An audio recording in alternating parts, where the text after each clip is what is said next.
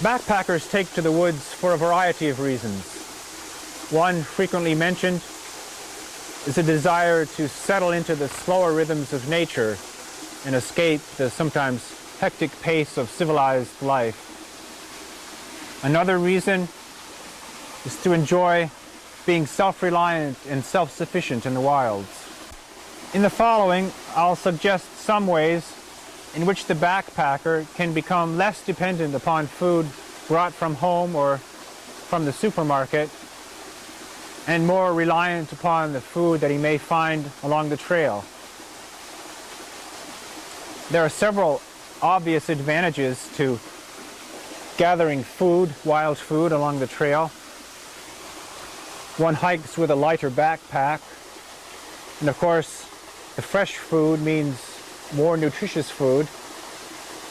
But just as important is the fact that one becomes accustomed to the cycles of nature. When a plant first appears in the springtime, when it matures, when it dies, and during the course of this plant's life, when it becomes food for other life forms, including ourselves.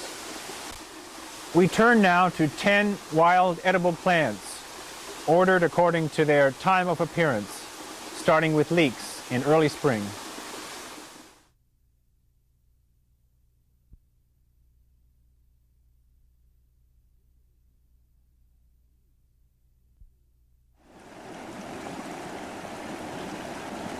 This is a typical habitat for leeks.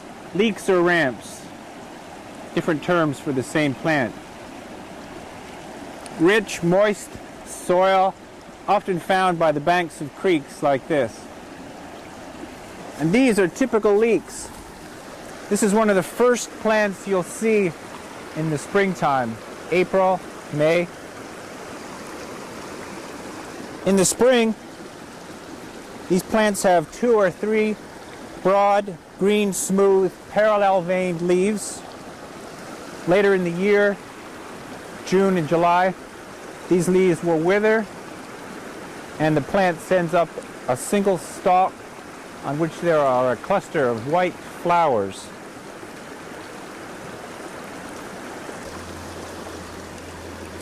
Probably the best clue to the identification of this plant is its oniony smell.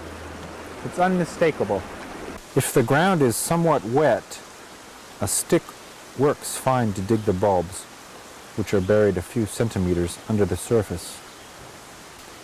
Leeks always form colonies, so there's no problem gathering a large number of them.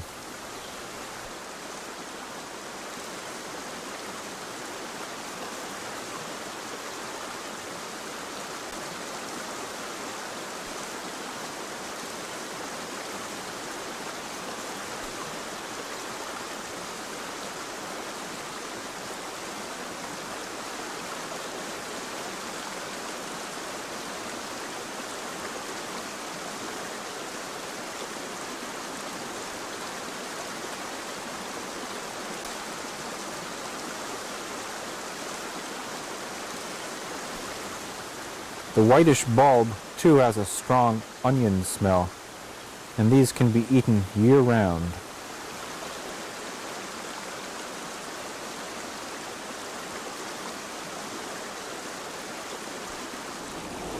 The first step in the preparation of leeks is to clean these off and cut off the roots. After you cut off the root, the rest of this is edible, the bulb and the leaves. It's pretty much like an onion. You can eat it raw, although it's rather intense. You can add it to sandwiches, for example. I think it's much better cooked, however. The easiest way to prepare leeks for gourmet campfire meals is to saute them. So you heat up a pan, put some oil into it, and as soon as that's hot, slice up your leeks into the pan.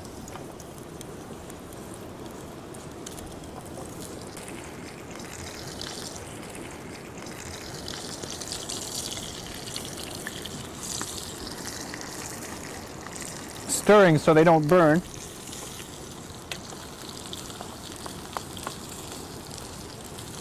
After about a minute of stirring, they should be done.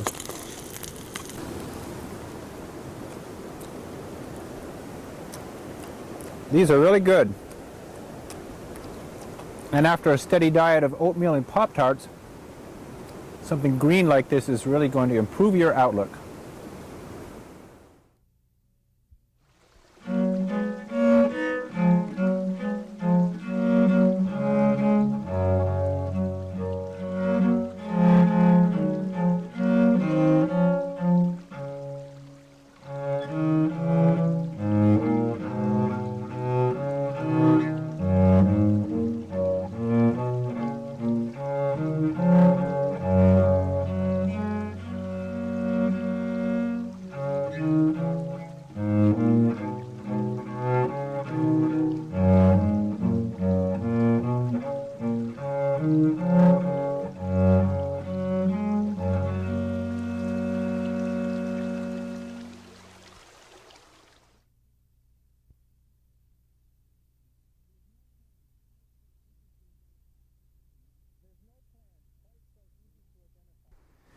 There's no plant quite so easy to identify as the nettle.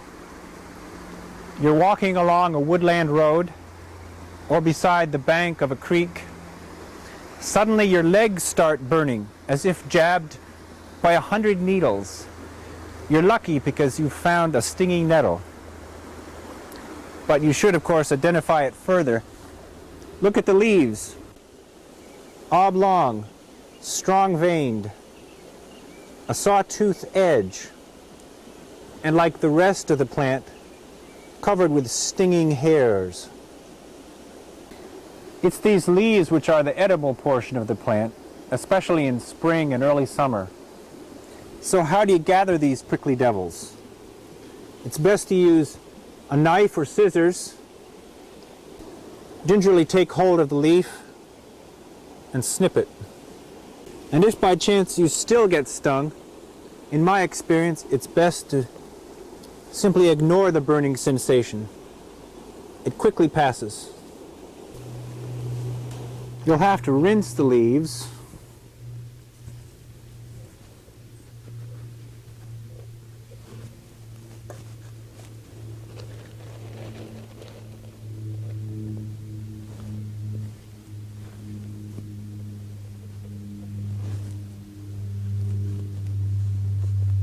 And then boil them or simmer them in a covered pot using a very small amount of water.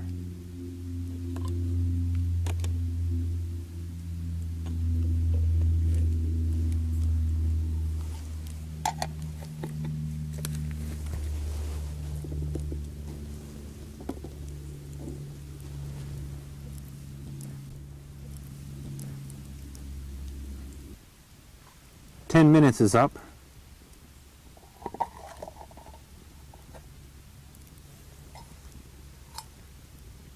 Add some butter to them.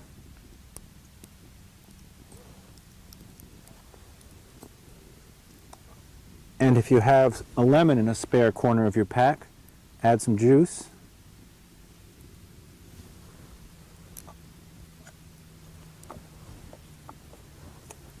They'll taste even better than spinach. Here's another recipe. If you're making a soup, set aside your steamed nettle leaves, and when the soup is finished, add the leaves to the soup.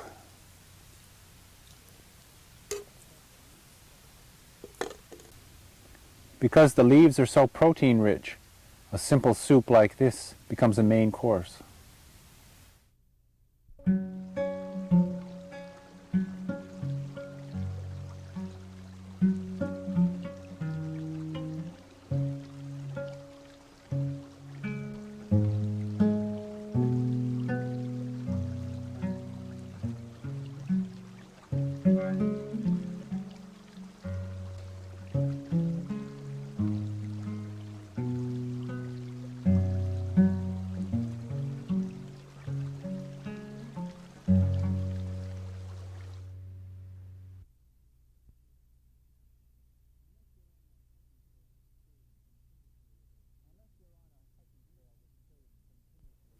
Unless you're on a hiking trail that stays continuously above tree line, any hiking trail in America is likely to lead you by some species of fern. If it's early enough in the year, you'll be able to partake of these vegetables of spring. The curled fronds or fiddleheads, less than 6 or 8 inches high, are the edible portion. If they've become uncurled, they're too tough and toxic. The tender end portion of the fronds can be eaten either raw or cooked. Break off the end, rub off the hairs, and of course wash it. If eaten raw, they should be eaten in moderation. Some experts warn against eating too many of these raw, since, like raw eggs, they inhibit the body's ability to absorb vitamin B1.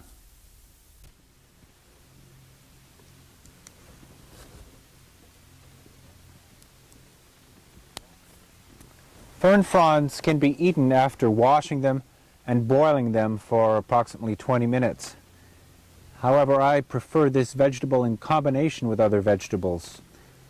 For example, if you're fortunate enough to find leeks where ferns are, a delicious dish can be made combining the two. Saute the ferns and the leeks together for 3 to 5 minutes.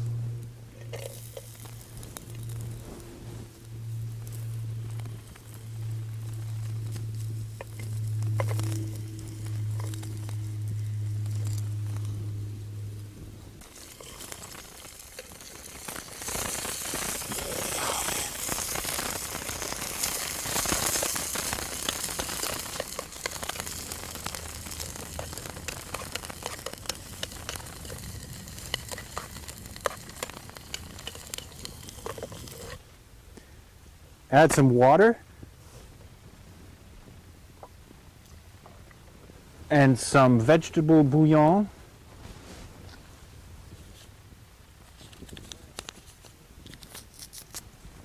And boil this mixture for another 5 minutes.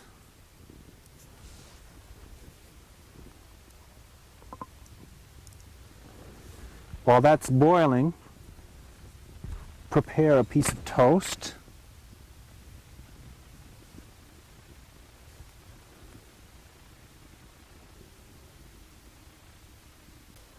After it's boiled,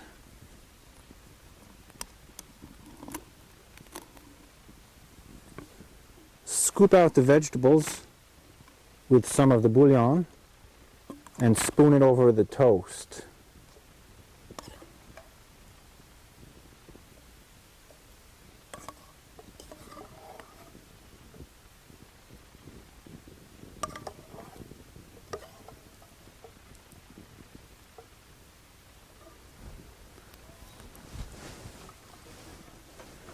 And then top everything off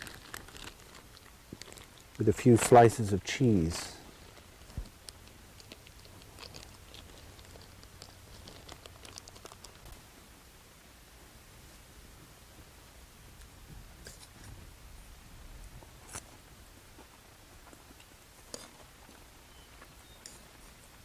Another main course from the campfire.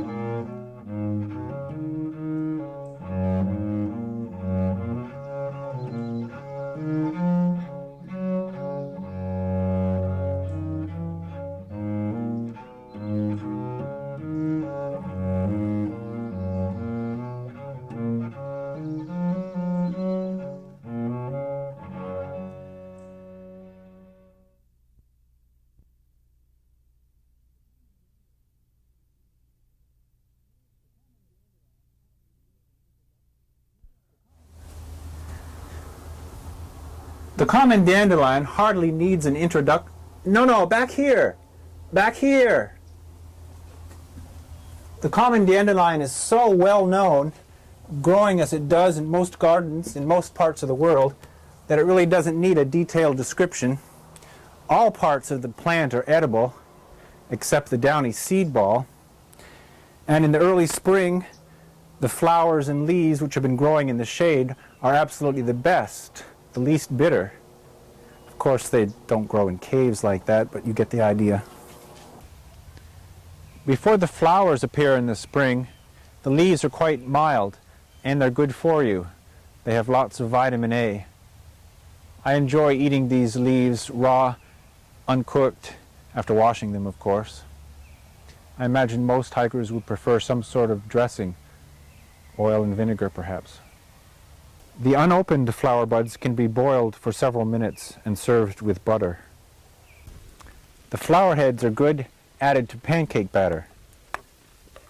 This is an instant batter here. Just add water and mix up.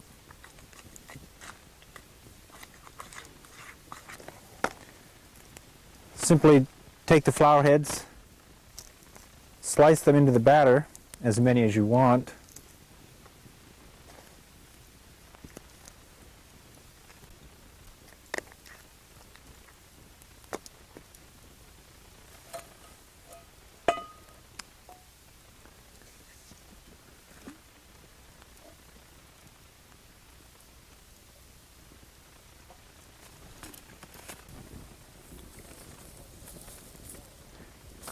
Besides imparting a lively yellow to the batter, it helps perk up what could be a dull meal.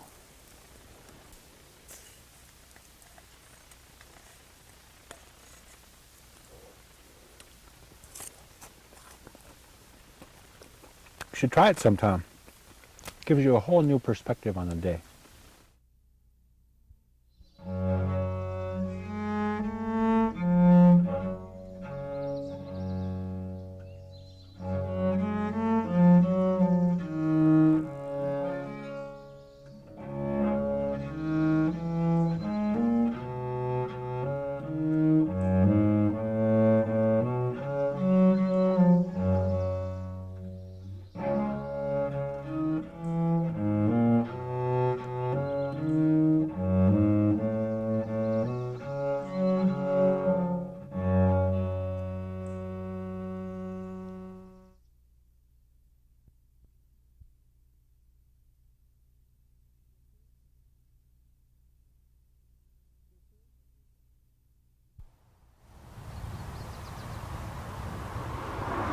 Ditches, swamps, the edges of ponds, marshes.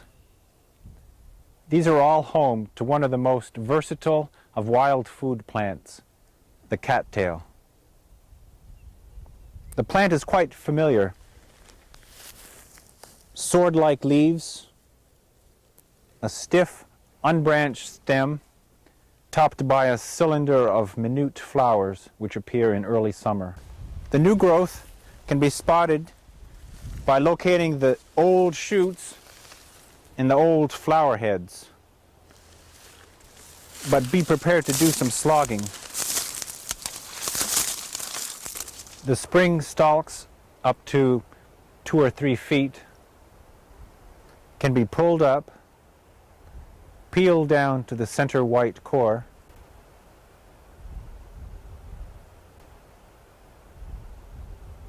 and eaten like asparagus. These can be eaten raw. These stalks are also good when boiled in salted water for about 10 minutes.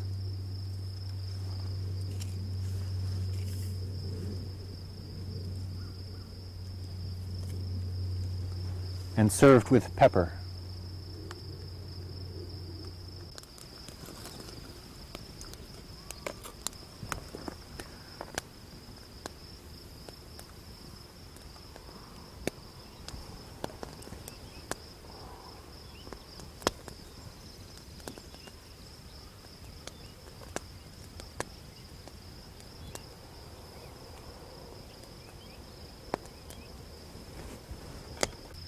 They're even better when served with a cheese sauce. Here's how to make the sauce. Melt 1 tablespoon of butter.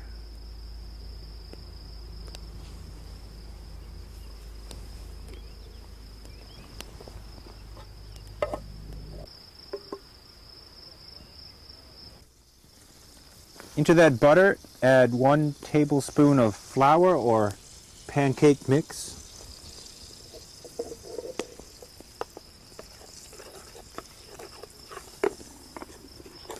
And blend the two.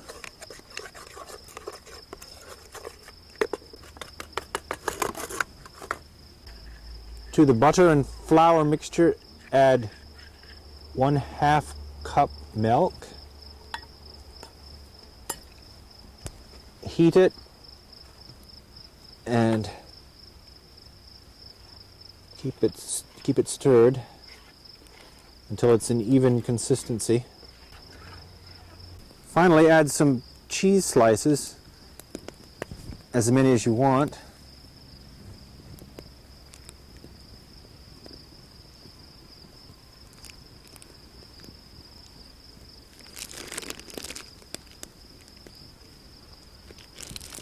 And stir them into the mixture until they've melted. And that's your cheese sauce.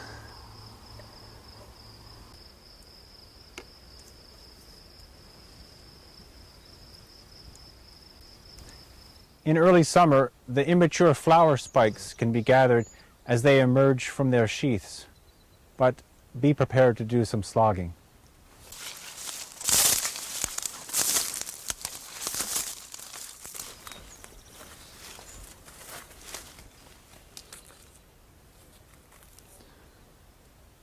The male, or pollen-producing spike, is found above the female. Both can be eaten if prepared exactly like corn.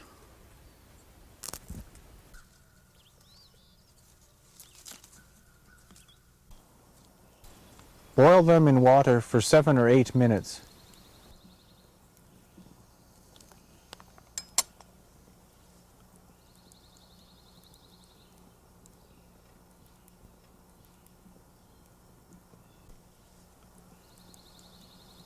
Drain the water off, then serve with salt and butter.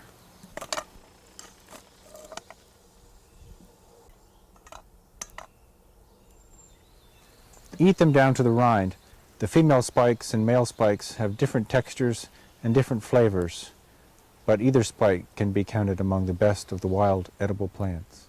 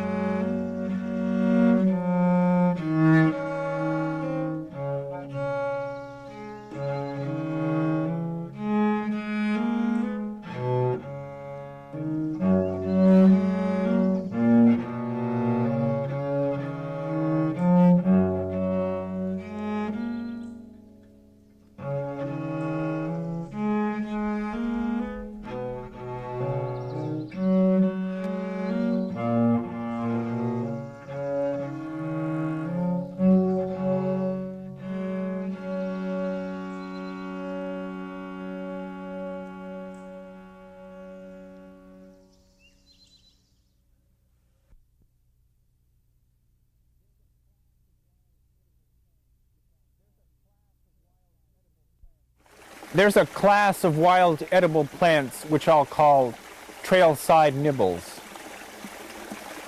By this I mean that it would be tiresome, tedious, and time-consuming to gather enough to make a substantial meal. Rather, you have to eat them on the run, slow your pace to pick a few berries or gather a few leaves. Greenbrier. That's one example of a trail-side nibble.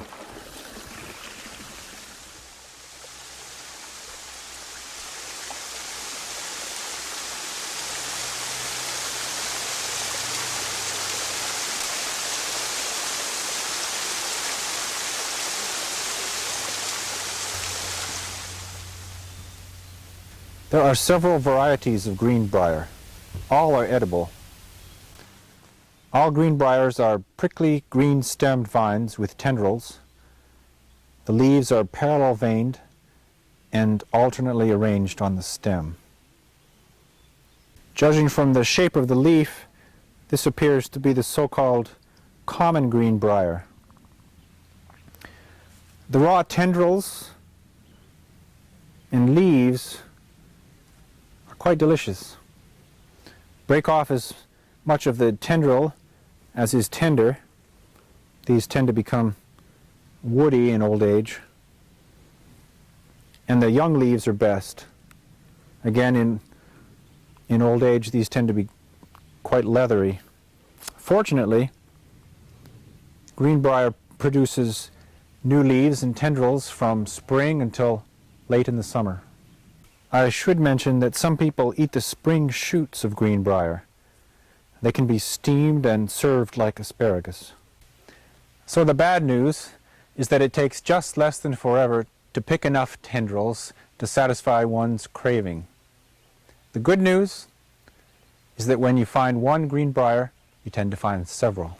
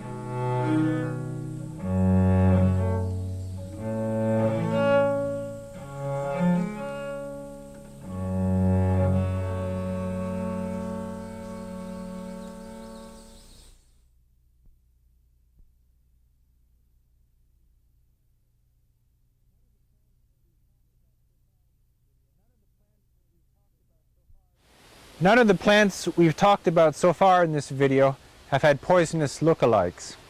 That's not the case with the next plant. The milkweed has two toxic twins, dogbanes and the butterfly weeds. The characteristics of the milkweed itself are a stout green stem which has minute hairs, and of course the milky sap which exudes from all parts of the plant. If the milkweed is flowering, the five-petaled pink flower is unique. Mix-ups with dogbane and butterfly weed can be avoided by careful observation. Dogbane usually branches, milkweed doesn't. The hairless stems of the dogbane are tinged with red. The butterfly weed lacks the milky sap of both dogbanes and milkweeds. The milkweed itself, I have to add, may be harmful if not properly prepared. There are many parts of the plant which are edible. The young spring shoots, when they're less than 8 or 10 inches high. The young leaves, the unopened flower buds, the flowers themselves, and later in the summer, the young seed pods. All of these plant parts have to be boiled at least 2 or 3 times in order to remove their bitterness. Here's how to do it using the 2-pot method. Bring water in both pots to a boil.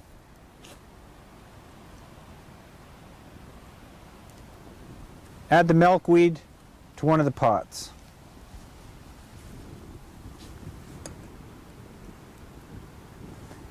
And let the water boil for 1 minute.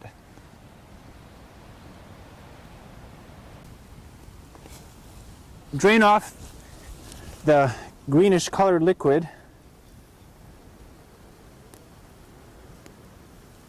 and then transfer the milkweed to the boiling water in the other pot.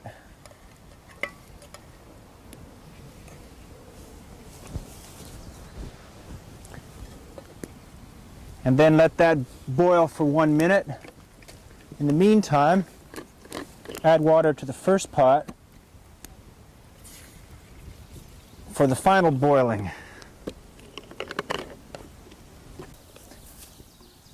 After 1 minute of boiling in the second pot, drain off the water and add the milkweed to the boiling water in the first pot.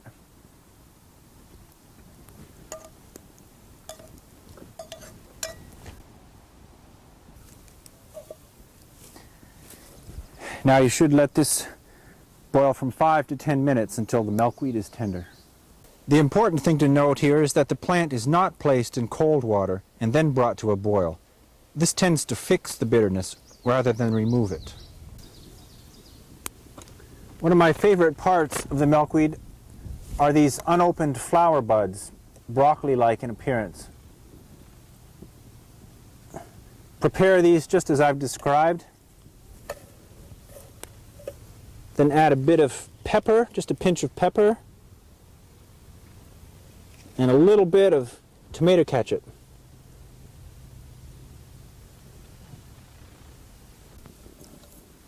You'll be feasting on milkweed long after your buddies have hit the sack.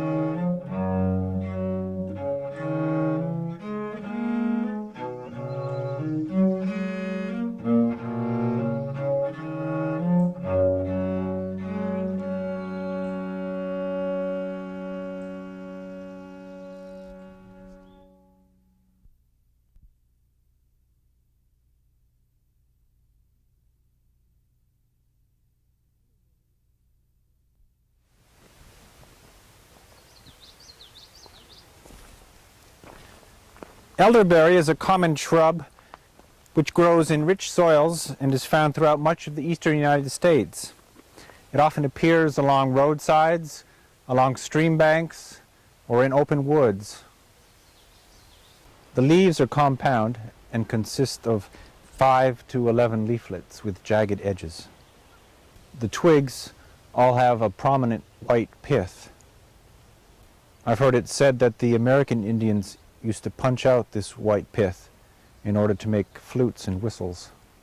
The only edible portions of this plant are the flowers, which are white and grow in flat clusters, and the berries, which are purple or black and appear in late summer.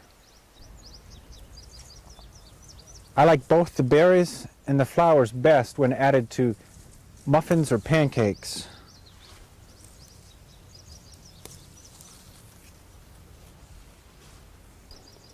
Pick a half cup or a cup of the flowers and remove them from their stems, and then wash them.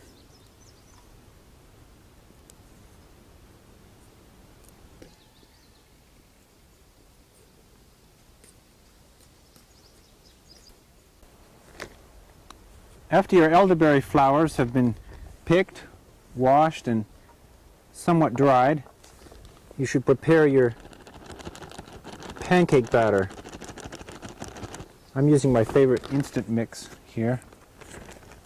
It's a just add water mix.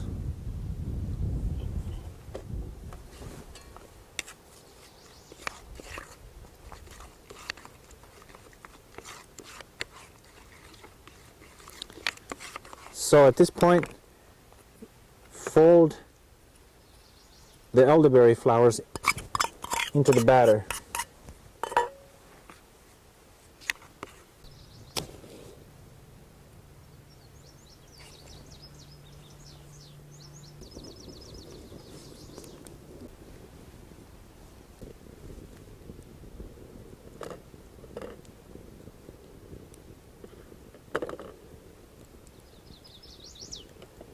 Here we go.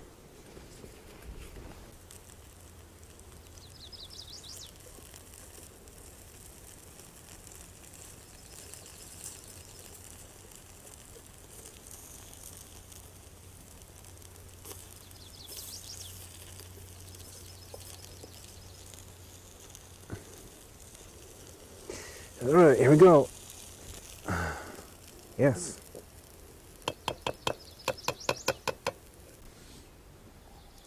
This pancake made with the flowers of the elderberry turns out to be very light and very flavorful. If it's late summer and you've used the berries instead of the flowers, it's a much heavier pancake, of course, but you have the added benefit that there's a significant amount of vitamin A and vitamin C.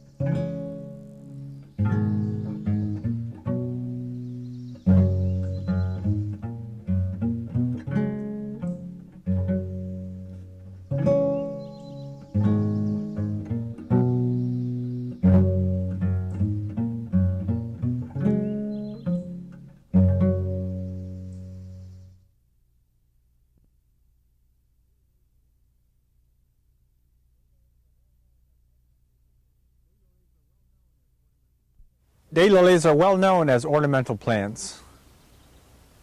Few people realize that they're edible as well. The daylily has escaped from gardens to form dense stands along the sides of roads, along the borders of fields and woods.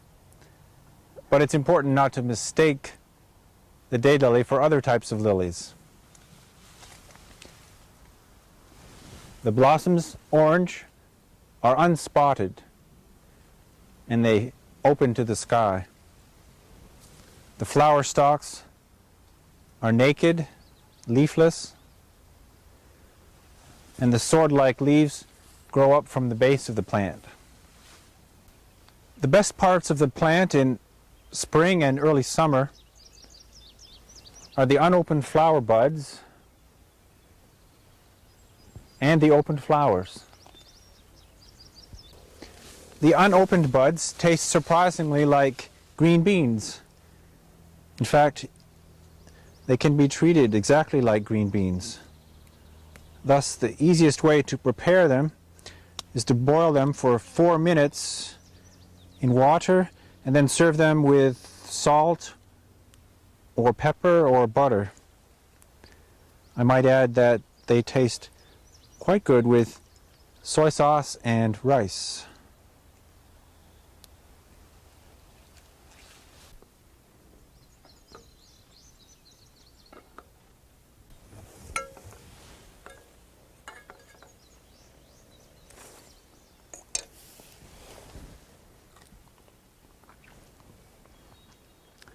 The open flowers, even the wilted ones, are good when thrown into soups, and don't feel too bad about picking the blossoms. Their beauty is transitory. They last from sunup until sundown.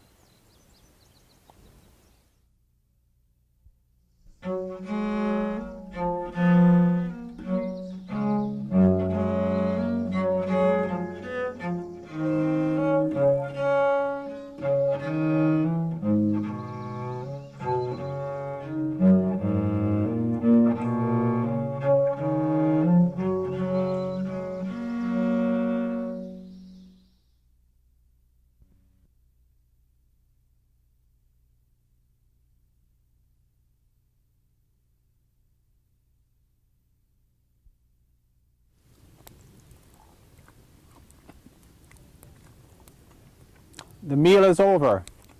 You're almost full. And that eternally recurring question pops up. What's for dessert? One answer is fruits and berries. If you're hiking early in the spring, your choices are limited. You'll probably be looking at wintergreen. Wintergreen is a low, trailing evergreen with shiny, oval leaves. The plant produces red berries in the autumn, and they often hold on through the winter until strawberries appear the next spring. Wintergreen grows throughout much of the United States and Canada in woods and clearings. However, the farther south you go, the higher in elevation it grows.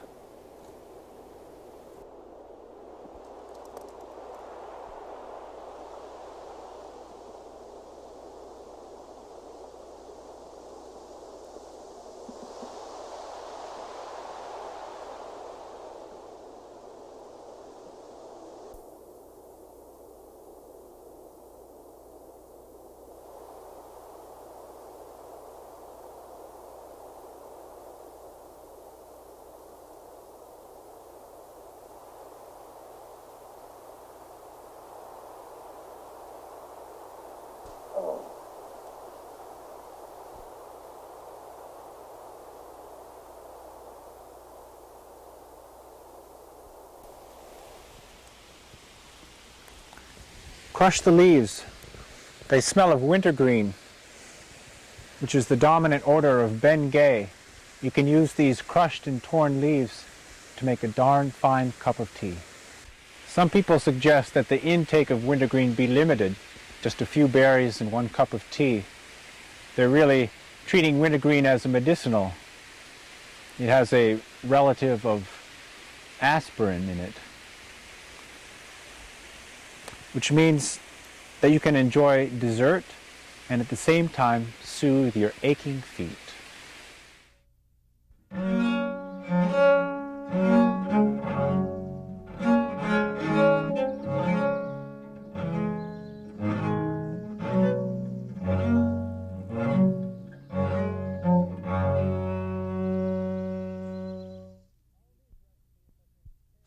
All of these recipes have been tailored to the needs of the backpacker.